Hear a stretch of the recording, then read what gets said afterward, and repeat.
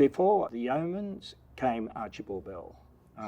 He was a lieutenant, came out with the New South Wales Corps and in the early 1800s, and he had a great influence in the whole area of the Hawkesbury. He was a personal friend of Governor Macquarie. At some point in time, he was given grants of land on both sides of the river, as I understand it, and part of that grant would have been 134 acres that I know that the brothers purchased in 1952. And he had a checkered history in the sense that he was caught up somehow in the Rum Rebellion. He had to return to England to defend his name, which he did successfully. He came back.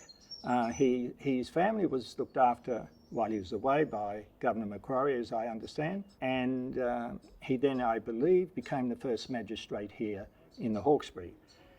After probably 20, 30, 40 years, the most significant person in this property was Philip Charlie, and he worked as a jackaroo, and he became a very accomplished horse rider, and was in charge of a large piece of land at Broken Hill. And he and 6 others were granted a piece of land. It was a huge area of running horses and cattle. And they started to dig, thinking that there was some metal. And at some point in time, most of the other 5 or 6 went, and he stayed, and he dug up a piece of metal, and he became one of the 6 founding fathers of the BHP. Now, having been assured of a fairly comfortable life, he got on 3 master ships, went to England, and developed, with an architect, this magnificent property called Belmont House.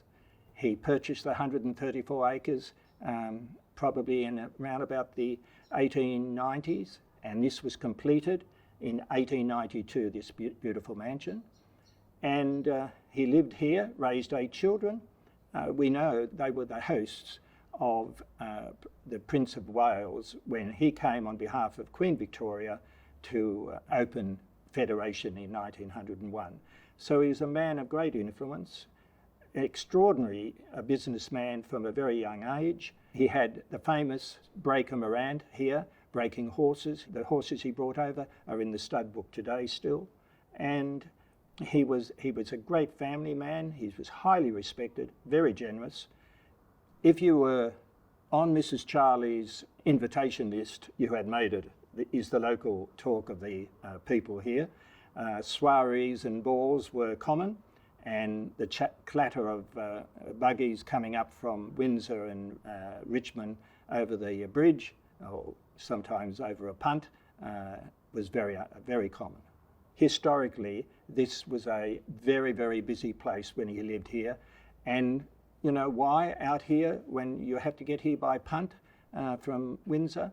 Well, he was a horseman. He loved the land. That's why the magnificent wood in every room of this mansion came from every colony, which were 5 colonies. We were all colonies in those days. So he brought wood from every colony to make this a very special, unusual interior house. In 1952, the brothers came here, the Brothers of St John of God. They were an order founded back in the 15th century. 8 brothers came from Ireland. They moved to Morisset and opened a school for intellectual disability young boys. And then the Cardinal was putting a bit of pressure on the brothers to open a hospital. So this property was on the market, and eventually they purchased this in 1952. It was in pretty poor state. The brothers had to live in tents down on the river because there was no running safe water. And by 1954, there were 34 psychiatric patients here. And it has been a psychiatric hospital ever since 1952.